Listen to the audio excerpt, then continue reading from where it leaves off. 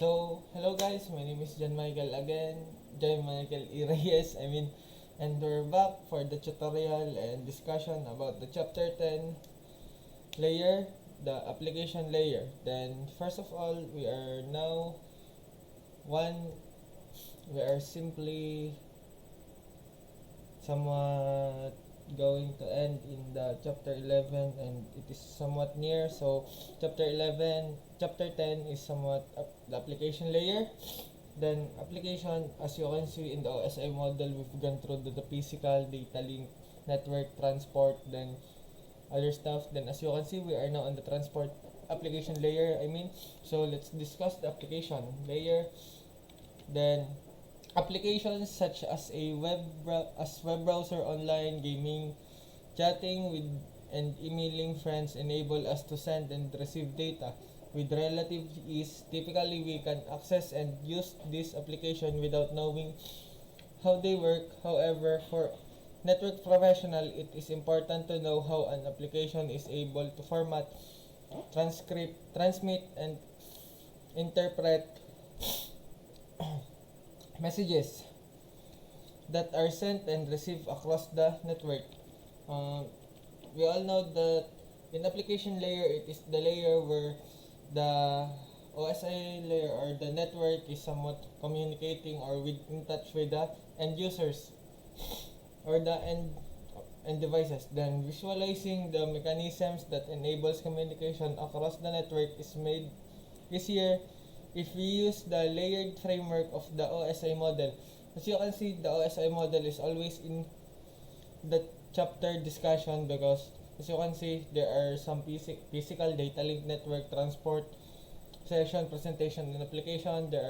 All have significant parts or significant tasks that they always do in order to proceed to a network and sharing of data. In this chapter, we will explore the roles of the application layer and how the application services and protocols within the application layer makes robust communication across data network possible. So, we are just gonna talk about the application layer specifically and what does it do and what are the things that the application has or other stuff. Then let's proceed. Then we are back, and as you can see, we are in the application layer. Then on the application, these are the OSI model and the TCP/IP model. Then the OSI model is application, presentation, session, transport, network, data link, and physical. And the TCP/IP model is somewhat just application, transport, internet, and network access. OSI model is somewhat more specific than TCP and IP model. Then presentation and session layer, it is somewhat just a formatting and presenting, compressing data, and encrypting are part of presentation layer. Then the session, as the name implies, function of session creates and maintain dialogues between source and destination application. That's the only thing that you should consider or remember in this presentation and session layer. Then TCP/IP protocol. Then as you can see in here, BOOTP, DNS, BOOTP, DHCP, SMTP. DNS is somewhat just for the domain name system.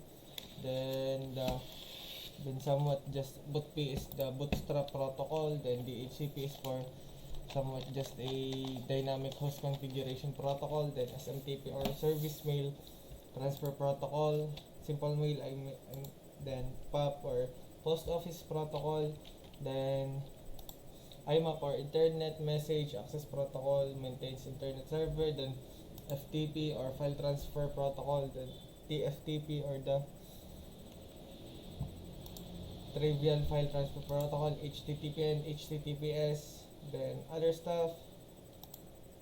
Then the activities are for the cut because the memory is somewhat full. Then first is the application model. The application is somewhat in the 7th would be the DNS or the domain name system. Then the TFTP or trivial file transfer protocol.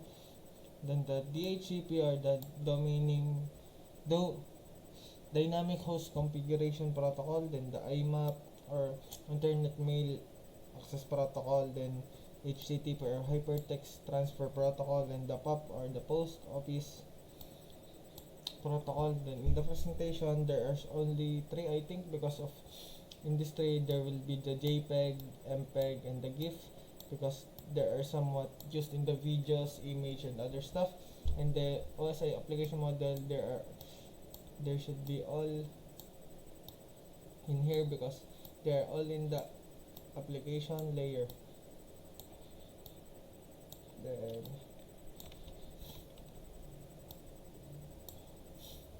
let's check. Then as you can see, it is all correct because somewhat it is just an overview or just a